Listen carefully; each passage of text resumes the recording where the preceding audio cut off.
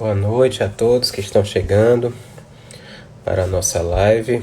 Hoje nós vamos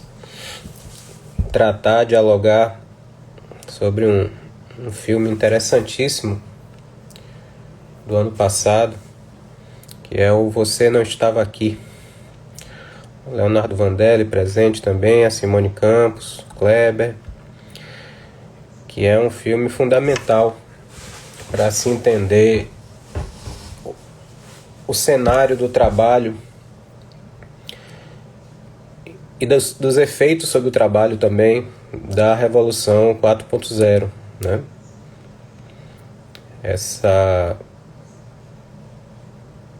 participação intensa da tecnologia nas rotinas do sistema de produção e como isso interfere nas relações de trabalho. Gerson Cardoso Júnior presente, Tayla também. E o Dr. Rodolfo? Só está faltando agora o Dr. Rodolfo Pamplona. Esse filme ele não está disponível na Netflix não, né? Nessas plataformas. Ah, Rodolfo chegou. Ele pode ser encontrado, eu acho que no YouTube, no iTunes, em todos esses locais aí ele pode ser encontrado para aluguel ou aquisição. Boa noite, boa noite. Boa noite. Está respondendo ao pessoal. Eu peguei o meu no Apple Play. Isso, Né? eu também. E é um filme interessantíssimo, na verdade, um soco no estômago, né, para quem vai. Eu mesmo cineasta, vamos conversar sobre ele. Mas, gente, desculpe, eu já entrei falando, é que eu estou hoje numa maratona de lives. Matia me pegou aqui para Cristo e me botou 3 lives seguidas, 8. Eu demorei um minutinho para entrar aqui, que eu fui no banheiro, literalmente, e beber água, porque senão a voz vai embora, mas as olheiras, os olhos têm que ter esse cuidado. O truque é manter sempre o copinho de água aqui, ó. Eu tenho aqui o meu aqui, do ladinho, aberto aqui, com o símbolo aqui do manto sagrado. Isso. Então estamos todos aqui participando junto com vocês. Né? Mas, gente, boa noite a todos e todas, em especial meu estimado colega, confrade, e ex-aluno e amigo Guilherme Ludwig, né? Uma pessoa sensacional, um ser humano maravilhoso, um juiz formidável, um professor apaixonante. E eu quero dizer a todos e todas a minha enorme satisfação de estar aqui com ele, né? Começando uma nova trilogia, porque já fez a primeira trilogia, começa a segunda trilogia de lives, né, sobre filmes, dentro dessas interfaces. Eu tenho uma preocupação muito grande com o direito e arte, a utilização dos mecanismos artísticos como uma forma de sensibilizar, de conscientizar, né, de ministrar as aulas do direito. E a gente pode refletir vários aspectos, não somente jurídicos, mas sociais, né, nesse filme, que é um filme relativamente recente, 2019, né, e que a gente vai conversar aqui com vocês. Só mandar, o nome do filme é Você Não Está Aqui, né? Não estava aqui? Eu estava aqui. Que, na verdade, é uma analogia com, da ideia do pedido que não foi recebido, né? Vamos trabalhar isso aqui. Story message.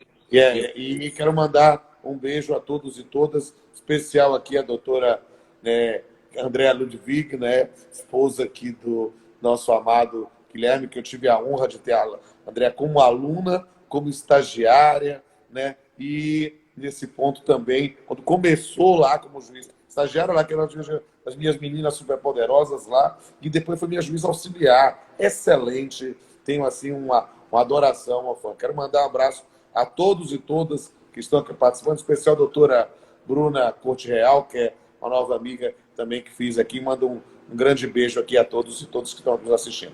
Guilherme, você... Vários amigos chegando aí, não dá para falar o nome de todos, né? São muitos, mas sintam-se todos abraçados. Uma boa noite a todos, especial a nossa desembargadora Débora Machado também. Doutora Débora, um grande abraço para a doutora Débora, nossa desembargadora. Eu, aí de Débora, ao contrário, eu que fui juiz auxiliar dela. Né? Exatamente, na gloriosa sexta vara. Na décima. Décima vara, né? Décima vara, beleza. Mas, Rodolfo, é isso. A gente já adiantou, né? Eu antes de você entrar e você agora. A gente vai tratar hoje, dentro dessa nossa linha de fazer análise de filmes e tentar extrair conexões possíveis com o fenômeno jurídico, especialmente o direito do trabalho. No dia de hoje, nós vamos tratar do Você Não Estava Aqui, Sorry We Missed You, né? Que é um drama britânico-franco-belga de 2019, dirigido por Ken Loach, né? Que é um diretor famoso já por filmes de alta qualidade nesse nível de reflexão sobre as estruturas do Estado Social de Direito, né? Pães e Rosas, Eu, Daniel Blake. Sem querer lhe interromper, mas interrompendo, Ken Loach é o cara sobre esse tipo de produção crítica. Eu falo aqui para os colegas e colegas, professores e professoras que estão trabalhando nessa perspectiva de pensar em textos que trabalhem a noção do direito social, dessas reflexões críticas da sociedade. Ele tem muitos filmes premiados, né, que trazem um olhar crítico, sabe? Uma coisa que Milton Santos, que é um baiano fantástico, professor da USP, falou da ditadura do pensamento único. Às vezes nós acabamos indo numa maré de repetir conceitos, repetir análises, reflexões, e que precisam ser analisados. Diga aí. Estou aqui bebendo a aguinha do Bahia. Pois é.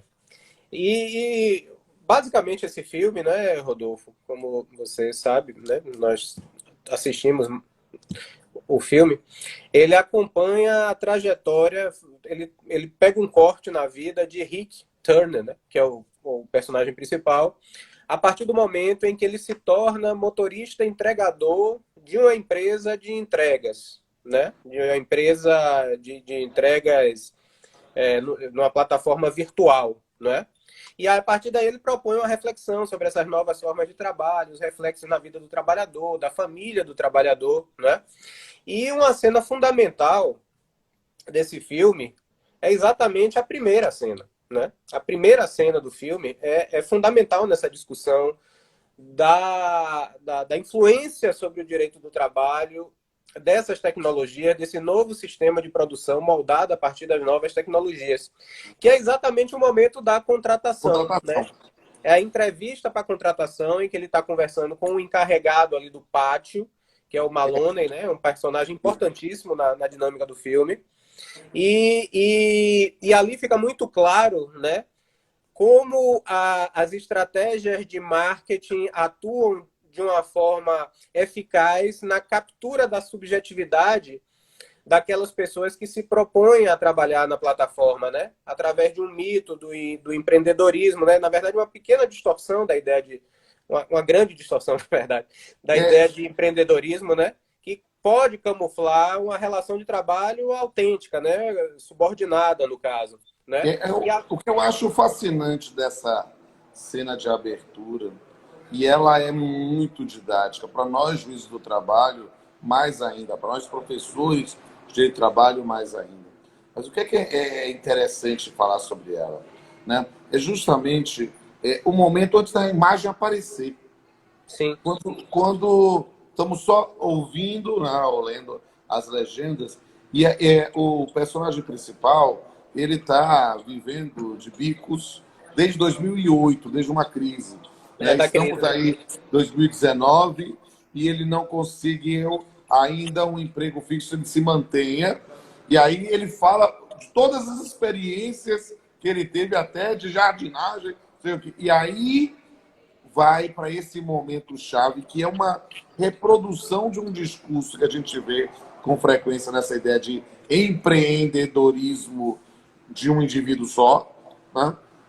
Que digamos assim, um choque de, eu não digo de realidade, vou usar uma expressão, é um choque do discurso que ocorre na realidade, mas que transmuta, na verdade, uma nova forma de controle do trabalho humano. Eu até fiz umas anotações aqui do texto exato, do diálogo, que eu achei muito interessante para a gente analisar aqui. o Malone, né, vira para ele e diz: aqui você não é contratado, você embarca. Você não trabalha para nós, você trabalha conosco. Você não dirige para nós, você presta serviço. Não há contrato de empregos, não há metas a cumprir. Você alcança o padrão da empresa. Não há salário, mas honorários. Você não bate ponto, mas fica à disposição. Será um motorista franqueado, senhor do seu destino. E é isso que separa os vitoriosos dos fracassados. Sensacional essa fala. É sensacional essa fala. Né? E aí fica muito clara que ele quer passar exatamente a distinção formal. Né? Aqui não é trabalho, aqui não é trabalho subordinado. Você, em tese, aqui não é emprego. Exatamente, você é dono do seu nariz. Né? E aí ele diz, você é um guerreiro. Você é um guerreiro porque você está embarcando conosco, né, para prestar o serviço como motorista franqueado e ser senhor do seu destino. Eu me lembrei nessa hora de eu ser um guerreiro, sabe? Embora seja outro aspecto do meio social, daquelas, vou chamar assim, empresas que trabalhavam com pirâmide, né? A ideia de assim, ó, que era quase uma manifestação pentecostal, né, religiosa, todo mundo lá junto, vamos lá, vamos vencer, vamos ficar rico, não sei o quê, Gold Diamond, vamos lá. E era uma coisa, assim, você é simple the best, botava Tina Turner no meio do povo, né, para que tivesse uma política motivacional para obter esses resultados. É algo que é fascinante, sim. E matematicamente insustentável, né? O sistema da pirâmide é matematicamente insustentável. Insustentável. Porque você não tem como expandir para o infinito. Vou dar essa dica melhor para o pessoal. E aí, na cena subsequente, Rodolfo, é praticamente uma continuidade dessa reflexão, né? Porque ele vai para o pátio para escolher a van para trabalhar e ele se dá conta que, na verdade, ali ele já tem o primeiro choque, né? Que ele não tem o controle exatamente das variáveis, né? Ele assim, ele se interessa no primeiro momento por uma van menor, e aí o colega dele que está mostrando as vans diz assim, olha, se você pode levar essa menor, tá?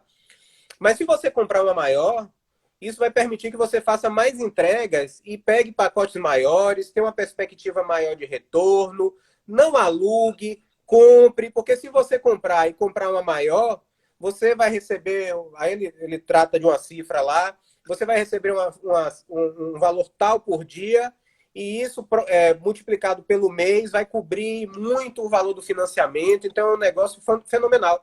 Só que o problema é que todo esse raciocínio matematicamente se sustenta, mas na prática do dia a dia, quando ele vê, ele começa a perceber as dificuldades que existem na entrega, que não funciona de uma forma tão matemática, né?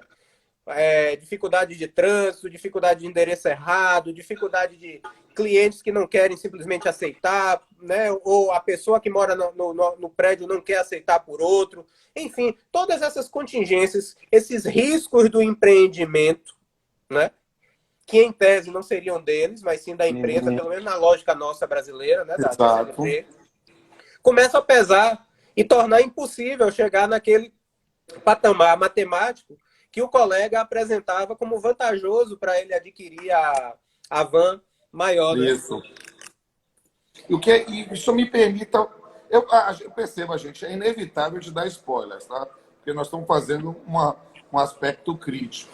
Mas eu quero fazer um link com uma cena que acontece lá pelo meio do filme e que é interessantíssimo ver esse confronto. Por quê? Porque ele passa por dificuldades. Para adquirir essa van, ele teve que vender o carro da mulher, que é uma trabalhadora também, que cuidadora de idosos e que precisava desse carro para se deslocar, porque muitos moravam longe, né? Há uma cena que é um momento de integração familiar, mais à frente, em que, olha, estão tendo um raro momento, é um momento raro no filme que a família está unida, mas aí ela é chamada e aí eles resolvem ir, todo mundo na van, né? Lá se divertindo. Eu, na hora, eu fiquei assim, sabe, aquele momento de espírito de pouco, de assim, gente, vai acontecer alguma coisa, eles vão bater, vai acontecer, porque para ele ter se arrependido. Mas não, isso prossegue. Mas momentos antes dessa cena, algo que foi muito didático. né? Quando o chefe lá, o Malone, o chefe do personagem principal, disse: preciso conversar com você. Não, eu preciso fazer minha entrega aqui agora. Eu preciso conversar com você. Não, mas eu tenho um pouco tempo, não. Todos temos, menos um pouquinho. Aí atende mais dois e volta. E ele disse: você está ótimo, está atendendo todas as regras, está obtendo ótimos resultados, feedback muito positivo, mas você, no dia tal, levou alguma pessoa com você? Isso. Ele disse: não, levei minha filha. Não é permitido pelas regras da empresa. Aí ele fala assim: oi, mas eu não sou o dono da van, eu não sou autônomo, né? Não sou o dono do negócio? Como assim? Como assim? Como assim? A ficha vai começando a cair, né? A ficha vai começando a cair no meio da... Eu diria que esse momento é um momento de virada copernicana, né? É um momento, sabe, você que foi meu aluno em metodologia, né? Da angst de Heidegger, sabe? Em que você começa a entrar na angústia e ter o estalo para perceber o que está acontecendo. Pois é.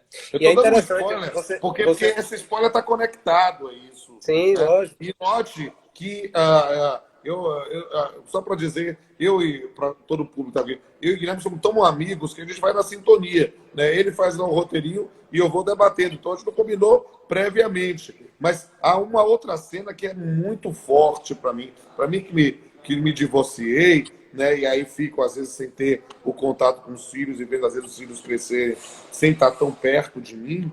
É um momento em que ele está conversando com o filho rebelde. Né? E aí, o filho rebelde dizendo: não quero estudar, eu não sei o quê, porque mas você pode ter opções, você pode conseguir, você pode fazer uma faculdade assim. E aí ele diz: não, mas para fazer aquilo falou de tal, que agora está devendo 57 mil, está bebendo, está trabalhando lá num outro espaço, ou ficar igual a você. Esse é um confronto, esse é um choque de realidade para um pai. Sim. Que é terrível. Porque você deixa de ser a referência, né? Você deixa de ser o exemplo, deixa de ser a referência. É uma perda da inocência para um pai quando ele se percebe que não é mais a referência de herói para o filho. E o filme explora muito isso, né? Na verdade, esse filme tem vários, assim, eu que sou lutador de boxe, tem vários ganchos, assim, fígado e pâncreas o tempo todo, mas não é um filme depressivo, é um filme duro, não é um filme escuro, não é um filme que está mostrando, entre aspas, a vida como ela é. Ele é cru, né? E é interessante você falar isso da esposa e dos filhos, porque exatamente como você falou, o filme ele também mostra não apenas o desencanto e o desespero que o trabalhador vai pouco a pouco adquirindo a partir do momento em que ele constata que não era nada daquilo que foi acertado na contratação, nem que ele esperava, mas também há uma desestruturação total da família, né? A mulher dele, a gente percebe logo de início que também é uma trabalhadora precarizada, porque também é uma trabalhadora por demanda, e o fato dele né, precisar de que ela venda o carro e ela abre mão disso pelo sonho, né, pela perspectiva dele e tal, isso faz com que o trabalho dela fique pior ainda, e não apenas pior ainda, porque ela gasta muito mais tempo para chegar em casa, mas pelo fato dela demandar muito mais esse tempo, ela está menos tempo em casa, assim como ele também está menos tempo em casa, e os filhos passam a ser criados por ninguém. Né? A filha menor começa, numa inversão de papel, a se tornar mais ou menos a responsável pela casa. Exato. É quem dá o conselho de humanidade estão na filha menor. A filha menor, de repente, é que toma conta dos pais acabados na sala. Isso. Acabados de trabalho, e ela vai lá e arruma a mesa e faz um carinho. Ou seja, de repente, o toque de humanidade de uma sociedade que faz com que os seres humanos se brutalizem, né? De repente a humanidade está naquela que ainda não foi brutalizada. Exatamente. Então o trabalho, deixa de ser, então, um mecanismo até de construção da identidade do sujeito, né, da sua relação em família, e passa a ser a fonte da desestruturação, né? A fonte da desestruturação familiar. E isso vai gerando cada vez mais consequências, e eles fazem uma metáfora muito interessante que vem no filme através do sonho da esposa, da Abe, né? Que ela diz assim, eu tô com um sonho recorrente agora, que nós estamos numa areia movediça, afundando cada vez mais, nossos filhos tentam nos socorrer com os galhos, mas os galhos quebram. Que é essa noção, né? O filme todo vai demonstrando que as dificuldades do Rick, né, vão cada vez mais aumentando, na medida em que também ele vai percebendo que os sonhos vão se desfazendo, né? E cada vez mais se torna difícil ele sair daquele ciclo, né? Porque ele vai ficando mais endividado, porque ele vai tendo outros acidentes concretos mesmo, né? Sofre violência. Exato. E cada vez mais ele fica preso nessa areia movediça, né? A família inteira fica presa na areia movediça, com consequências nefastas. E essa ideia da areia movediça, tem uma cena que é anterior a ela, mas que eu fiz a conexão imediata, que é quando um outro entregador, vendedor, autônomo lá, ele chega atrasado, olha, então, olha, não sei aqui, não, mas foram 2 horas, porque o carro quebrou, não sei, 2. Aí o chefe retira dele a rota e oferece a todos os outros. Isso. E muitos disseram, não estou precisando de dinheiro, não. Mas percebo, não estou precisando de dinheiro, na verdade, era uma espécie de solidariedade àquele, mas o outro está ali ainda Rick, né? embasbacado com isso. Ah, eu aceito. Quando ele vai conver, gera a situação da explosão, né? Da agressão. Exatamente. É isso. Algo que é poderoso. E é, na verdade, cair na areia movediça. Você é levado. A gente, na magistratura, às vezes, fala que, a gente repete muito a expressão, que às vezes ele parece estar enxugando gelo, que não adianta julgar aqui e não consegue mudar, né? Às vezes, o enxugar gelo é também cair numa areia movediça que a gente não consegue achar solução ou saída. E parece que estamos fadados a afundar. Exatamente. E essa competitividade termina gerando, e o filme demonstra um pouco isso também, que os trabalhadores começam a ficar uns contra os outros, né? Porque exatamente estão buscando essas melhores condições, tentando ganhar um pouco mais, embora isso a gente perceba que não seja possível, né? Que na verdade vai precarizando cada vez mais e ele vai se atolando ali naquela situação. Mas isso vai gerando um clima terrível também na própria estrutura, né? Eles começam a discutir entre si, né? É um negócio super complicado. Um ponto muito bacana também que eu percebi, talvez você concorde comigo, é um momento que a Abe ela está discutindo com uma das idosas, ela está conversando com uma das idosas que ela cuida, e ela mostra uma foto de um movimento grevista, né? De 84. E aí nesse momento, bate aquela noção de como as relações de trabalho foram se corroendo, né? O sistema de produção foi se tornando mais agressivo e mais precarizante de lá para cá, né? Que ela diz, pô, nós lutamos por tudo aquilo e agora tá desse jeito, né? É incompreensível para ela, que estava participando daquele movimento naquele momento, né? Em que os trabalhadores estavam muito mais integrados, né? A noção de consciência de classe, não havia essa pulverização decorrente do impacto dessas novas tecnologias no sistema de produção. Os trabalhadores percebiam que os seus problemas eram os problemas dos outros, né? E isso gerava uma liga, né? Mais forte, mais fácil de ser percebida, diferentemente de agora, e gera, nesse momento aí, gera esse confronto, né? De versões do mundo do trabalho, anos 80, anos 2010, né? Evoluímos tanto na tecnologia e pioramos tanto na qualidade.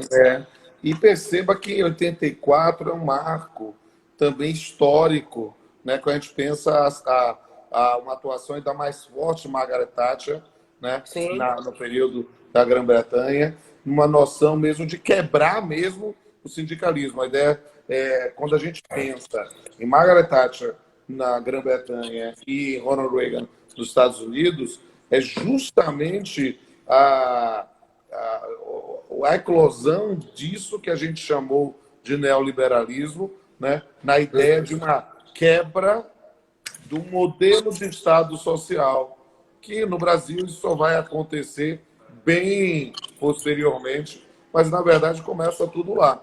Né? No momento em Exatamente. que a gente pensa na queda da União Soviética, o fim da história do Francis Fukuyama, né? A gente pensa tudo isso em 89, 90, e na ideia de ó, acabou o perigo vermelho, então a gente agora tem que transformar tudo, todo mundo em empresário, porque a gente não precisa mais de dar esses benesses, esses contratos sociais, né, aos trabalhadores. Isso. É algo para quem estuda a história e para quem compreende, em especial, o direito do trabalho, é um filme imperdível. É. O cenário começa ali já nos anos 70, né, com a crise do petróleo, né?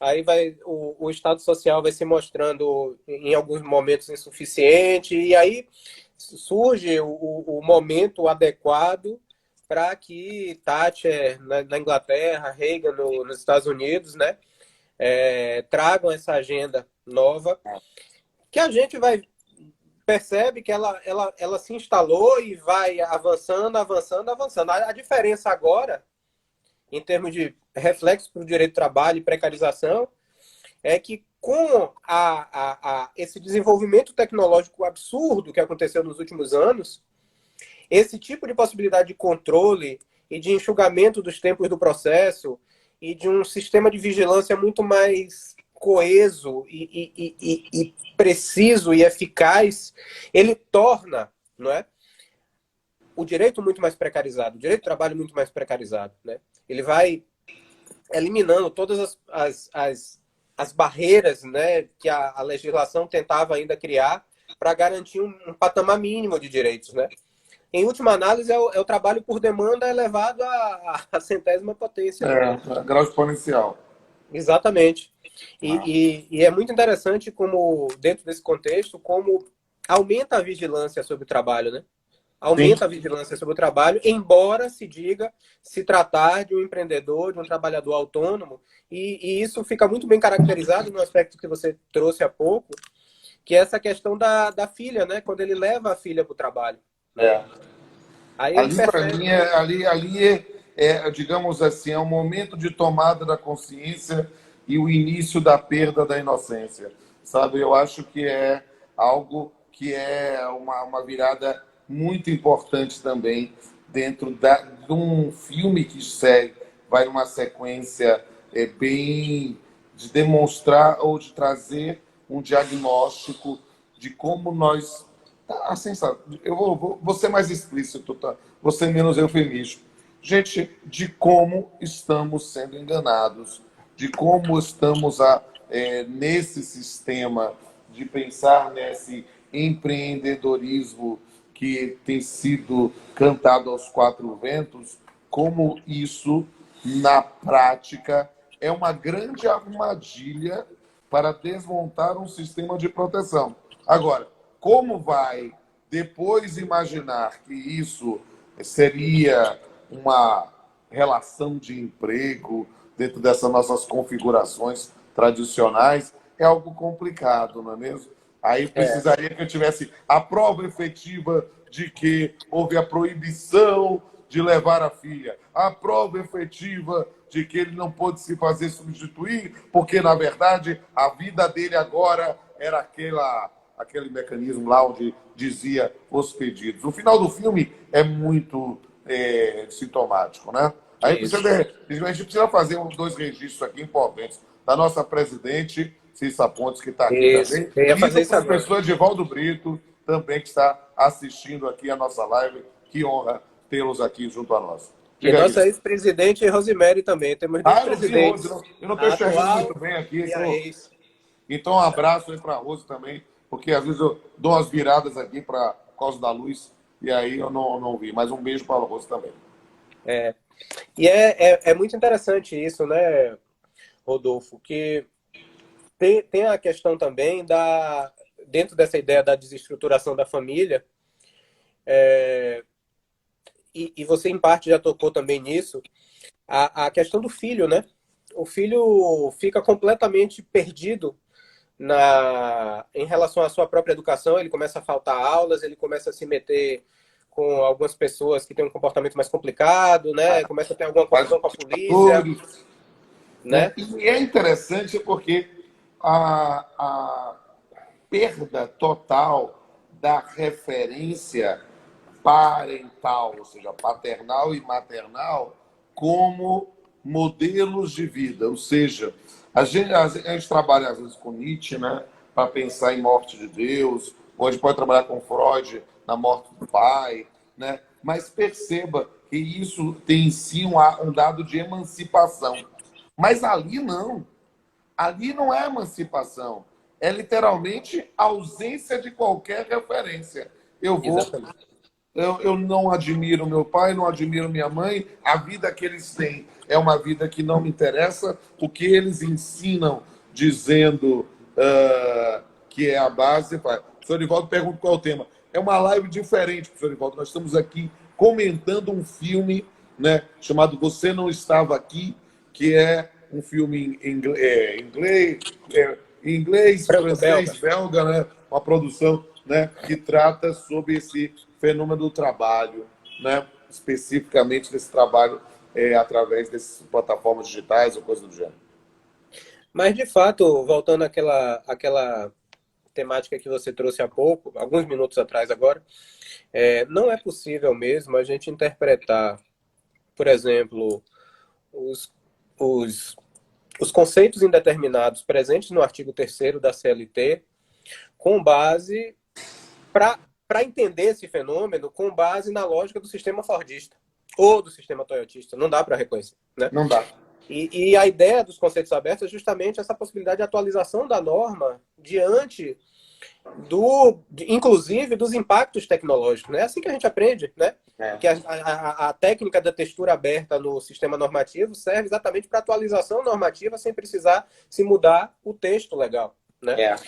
Então, a interpretação desse fenômeno, me parece, reclama, né, uma percepção muito clara desse novo contorno da relação de trabalho influenciada por esse sistema de produção afetado diretamente por uma lógica que não existia antes de jeito nenhum, né, e que tem que ser considerada para fins de verificação de subordinação, de vigilância, né, da dependência propriamente dita. Eu acho que o trabalhador hoje é muito mais dependente do que outrora. Né? O problema, e muitas vezes aí falando da nossa atividade como magistrados, né, sempre falando em abstrato, são as restrições do campo da investigação em um processo judicial.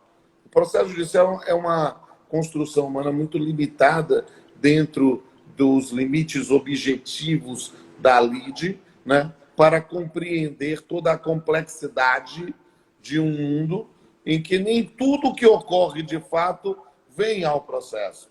Então, eu fico imaginando essa situação do filme levada a um processo judicial, né? Aí fica muito fácil perceber a situação de dependência do personagem principal, né? Que leva com que pensamos que é um sistema socialmente injusto, quase cruel. Mas, do ponto de vista da construção tradicional dos elementos da relação de emprego, o discurso do chefe dele é o discurso perfeito para a inexistência do vínculo empregatício da forma tradicional. Você não é empregado. Você não trabalha para a gente. Você trabalha com a gente. Você, na verdade, presta serviços junto com a gente para terceiros. E aí verificar essas formas de remuneração trazem um grande desafio, né, para uma solução. E isso é muito complicado, a gente vê isso, às vezes, nos debates entre colegas, em que Sim. essa questão acaba virando simplesmente a velha dicotomia. Não, ou é vínculo empregatício ou não é vínculo empregatício. Quando, na verdade, a gente poderia construir. Eu fiz uma live muito interessante, mas muito interessante, com o José Lúcio Munhoz, né, que se aposentou, e ele estava estudando, fazendo um curso de pós-graduação na Escócia. E aí ele, falando especificamente sobre essa figura das plataformas digitais, e aí ele falando como o sistema inglês tem aspectos intermediários. Mandar um abraço aqui para o nosso professor Celso Castro, Ele fez foi um seu comentário orientador interessante aqui, também, ó. doutorado aqui, e trazendo a dor da gente não sai no jornal Chico Buarque, sem sobredúvida, e nem no processo. Né? Celso é um poeta com as palavras dele. Né? Aliás, Rodolfo, eu vou fazer um registro aqui público, aproveitando a presença do professor Celso Castro, que a primeira atividade de análise de filme que eu participei foi com o professor Celso Castro, lá na UFBA, pelo CEPEG. Né? O CEPEG organizou, na época a gente estava, né, Ricardo, eu e tal, e a gente organizou a análise do filme Ponto de Mutação, de Capra, que é um filme dificílimo de analisar, por sinal, né? Que é a história de um filósofo, um historiador e uma física, salvo engano, se eu não estou enganado. E o professor Celso Castro fez uma análise fenomenal lá no Auditório Raul Chaves. O professor Celso é super. Eu sempre digo, ele foi meu primeiro professor de Direito Civil. Ele estudava Direito Civil, então eu fico dizendo, a matéria que eu fiz concurso para a UFBA, a primeira lição foi do professor Celso, uma grande figura. Se for por isso, eu ainda tenho outro dado. A primeira aula que eu tive com ele, eu era ainda aluno de engenharia elétrica e ele ensinava a matéria de legislação social.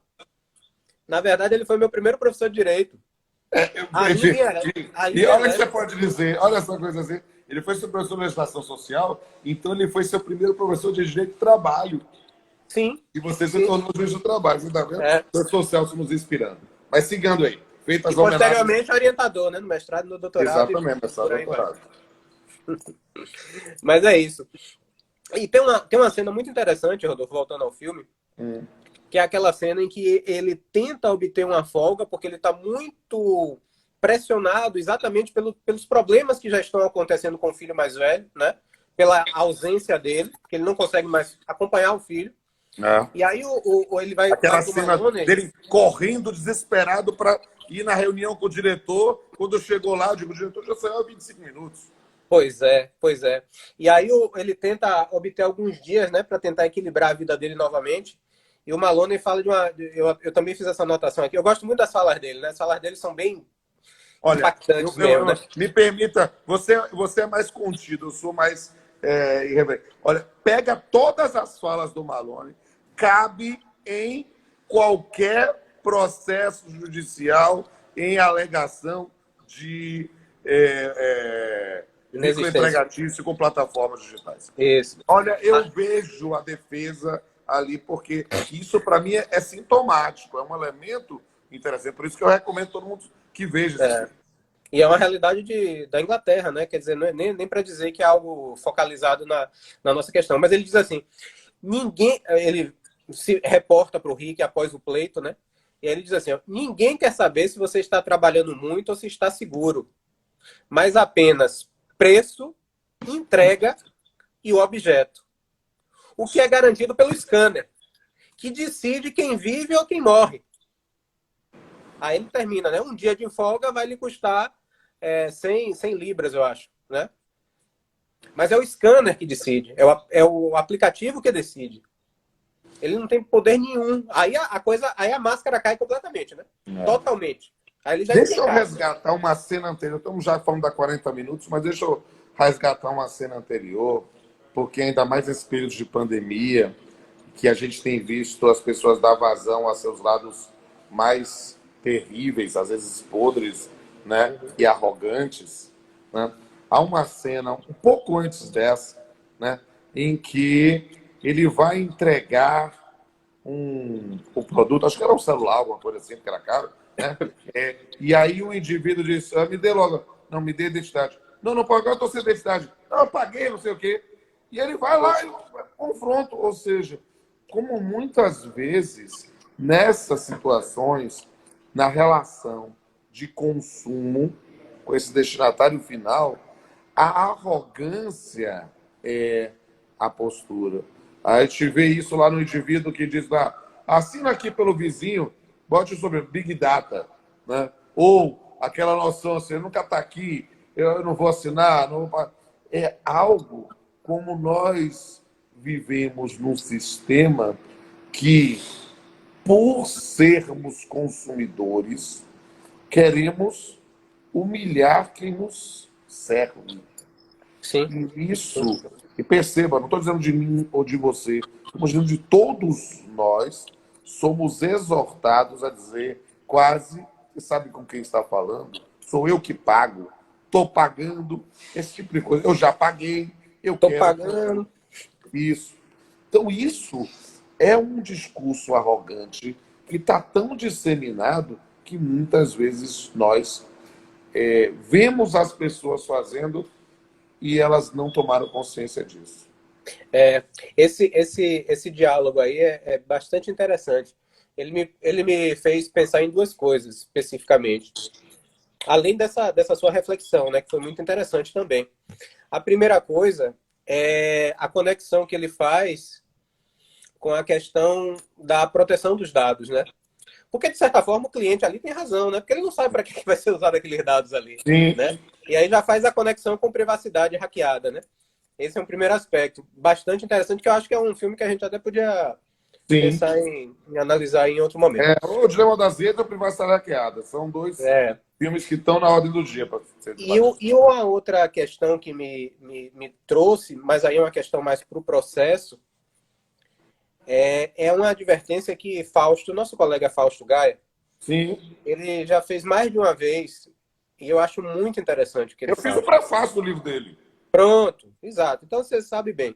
Mas eu já ouvi falando umas 2 ou 3 vezes, e ele faz uma referência muito interessante. Ele diz assim, ó, quando nós analisamos esse fenômeno jurídico e tentamos identificar se há ou não a relação de trabalho, nós que estamos interpretando aquela situação temos que nos despir da condição de consumidor.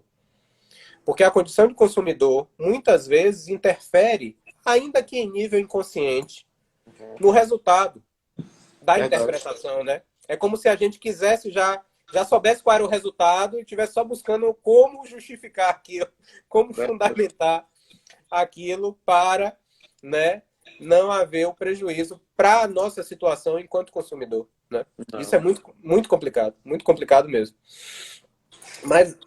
Mas avançando, Rodolfo, então a gente vê finalmente, né, aquela situação crítica, né, que digamos assim, o cume das desventuras em série sofridas pelo personagem, né, que é exatamente quando some a chave do carro dele, né, dentro de casa, né, e ele, em princípio, acha que é o filho mais velho que está fazendo como uma retaliação, né, por causa do comportamento de tomar o celular, que aí já tem uma outra discussão interessantíssima, né, de como a vida dessa geração está completamente contaminada pelo domínio da tecnologia através do celular, né? O celular dentro de casa, o celular na mesa de jantar, na mesa de almoço, o celular o tempo todo. E quando você toma, gera um problema muito sério dentro de casa. E ele começa a achar que foi o filho responsável, né, pelo sumiço da chave, exatamente como uma retaliação. Depois ele vai descobrir, né, que não foi, enfim, a gente não vai antecipar aqui, porque é um dado muito importante. Mas é interessante como ele enlouquece também quando ele perde essa chave, né? É verdade. Porque ele perdeu o sentido da vida dele. Surta. E perceba, a vida dele parece que depende de achar essa chave. Então é algo de uma manifestação dos seus sentimentos mais viscerais, né? Numa obsessão. Ele realmente perde o controle totalmente. Exatamente. E a partir daí, né, tem uma série de consequências que ao final ele acha, ele e aí ele já está com as entregas todas em atraso, já está devendo ao empregador, vamos chamar de empregador, né? A empresa lá de entregas, já está devendo todos esses dias, o dia que ficou parado, as entregas que não foram feitas.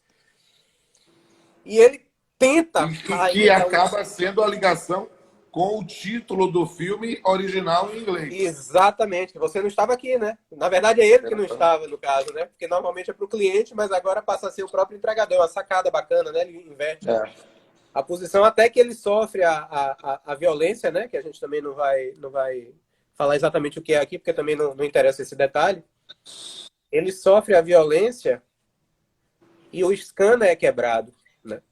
E quando o scanner é quebrado, que é exatamente, como diz o Malone, quem decide quem vive ou morre dentro daquela relação, né? E ele próprio é quebrado, fisicamente ele é quebrado, né? Ele já estava quebrado emocionalmente, né? Ele já estava destroçado. E ele é quebrado fisicamente, chega no ápice, na culminância, né? Que você acha que ainda vai ter alguma possibilidade daquilo ali gerar alguma mudança de rota na trama para ele conseguir sair da areia movediça, mas o filme não termina. Ou seja, volta-se ao ciclo, né? Reinicia-se. E é sintomático. O final do filme é sintomático nessa noção de como ele é trabalhador. Olha como a gente pode reconstruir o discurso, como ele é trabalhador. É isso.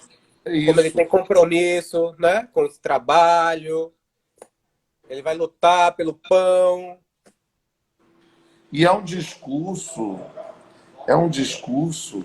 que está incrustado na sociedade mundial, Sim. Mas eu posso falar em especial da brasileira e da norte-americana por causa do meu irmão, que é entregador de empresas nesse sentido lá nos Estados Unidos. Uhum. Eu vejo quanto esse discurso, sabe, me tocou muito pessoalmente o filme, não como estudioso de trabalho, mas como eu vejo que o discurso do Malone é um discurso que eu vejo sendo produzido na minha casa estendida. Na casa do meu irmão fala esse discurso, incorporou esse discurso. Só que ele não é o Malone, ele é o entregador. Sim. Ele é o entregador. E isso faz com que a gente pense não tem alternativa. O sistema, o direito do trabalho acabou, o fim do perigo vermelho em 89 faz com que tenha perdido sentido um Estado que busque preservar os direitos sociais, patamares civilizatórios mínimos. Não, é tudo... Não, temos que virar todo mundo empresário mesmo. Ainda que seja empresário de si mesmo. O grande problema é que o sistema, como ele é posto, ele tende sempre a uma hegemonia de poder. Né? Sério. Quando você tem uma hegemonia de poder, quem está no poder não precisa mais oferecer nenhum regalo, nenhuma benesse. Exatamente. Para que se adira àquele sistema, né? Perfeito.